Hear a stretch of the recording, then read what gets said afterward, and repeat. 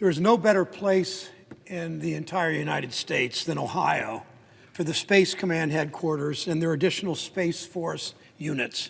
Our state is ready to lead our military into the next frontier. And I rise because I don't know that my colleagues think as, I understand we all care about our own states, but I don't know that they think enough about how my state has been for decades, literally decades, in many ways the premier aerospace state in this country. The Wright brothers from Ohio, American heroes like John Glenn and Neil Armstrong. The story of modern aviation was written in Ohio. Our state continues to lead the country in aerospace innovation and in military service. We have nearly 1 million veterans in Ohio, and I would like to call out, it's not really the purpose of the speech, but call out one veteran in particular.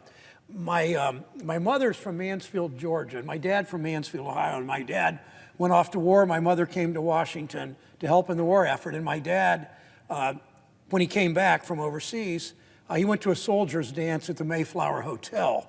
And my dad met my mom at that soldier's dance, one from Georgia, one from Ohio, and my daughter, who runs the YWCA in Columbus, was in town last night, and we decided to have dinner at the Mayflower Hotel.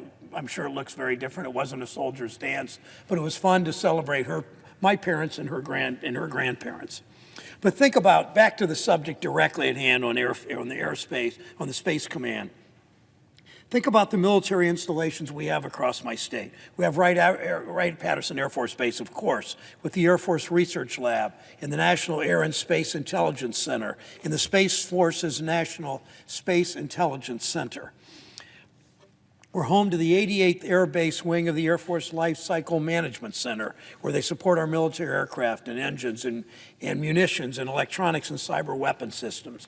We have the Air Force Material Command that keeps Air Force weapon systems ready for war. Wright-Patterson has been a leader in military aviation development since the time of airplane inventors like the Wright brothers. It's positioned to lead us into the future. Just 150 miles away is NASA Glenn Research Center, one of only 10 in the country, at Lewis Field in Cleveland, and a few miles west in Sandusky near Lake Erie, the NASA Armstrong Test Facility.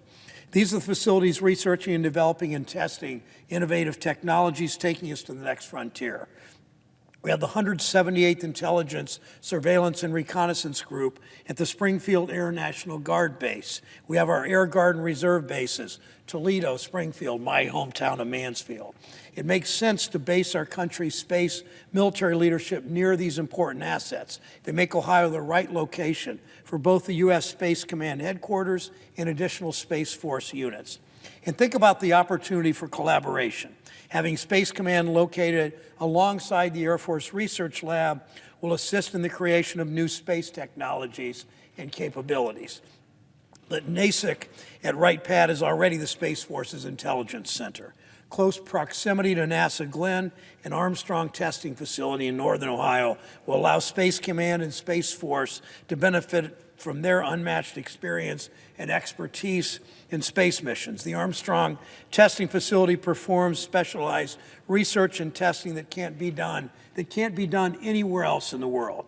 Locating Space Command and additional Space Force assets in Ohio also means that the world's leading trade schools, research universities, federal laboratories in Ohio, to our east, Pennsylvania, to our north, Michigan, to our west, Indiana, to our south, Kentucky and Tennessee, and Illinois are nearby, ready to work together, provide a pipeline of workers to be on the front line of the next frontier of modern warfare. This proximity is pure and simple, Mr. President, unmatched. Ohio alone has a network of world-class research universities and community colleges, 14 four-year public universities, 24 branch campuses, 23 two-year community and technical colleges, nearly 60 four-year private universities. Moving Space Command and Space Force units here would be good for the military, good for Ohio, good for our national economy.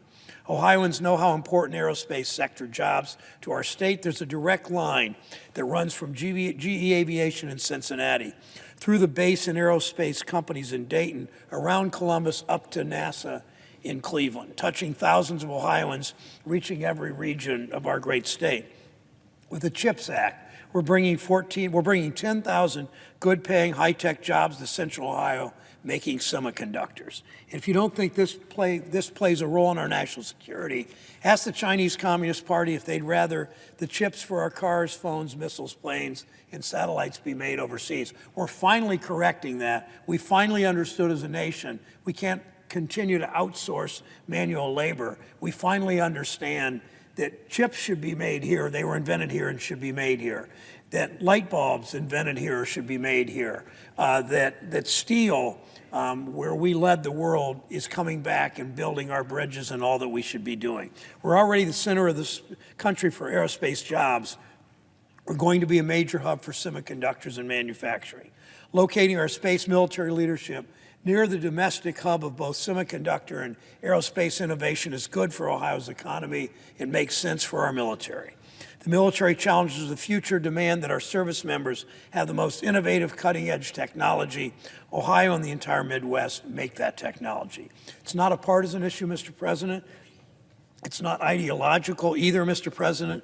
We've always worked together to support and grow these jobs and to invest in Ohio's military installations. This is no different. Ohio representatives from both sides of the aisle support this effort. This letter is led on the Senate side by me, on the House side by Republican David Joyce from Northern Ohio. Together, we call on the President to bring new space missions to Ohio. It's simple.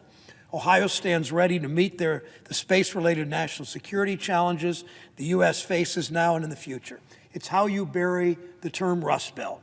We bury it with the Air Force Research Laboratory. We bury it with the National Air and Space Intelligence Center. We bury it with the National Space Intelligence Center. We're burying it with NASA. We're going to bury it with U.S. Space Command and U.S. Space Force coming to Ohio.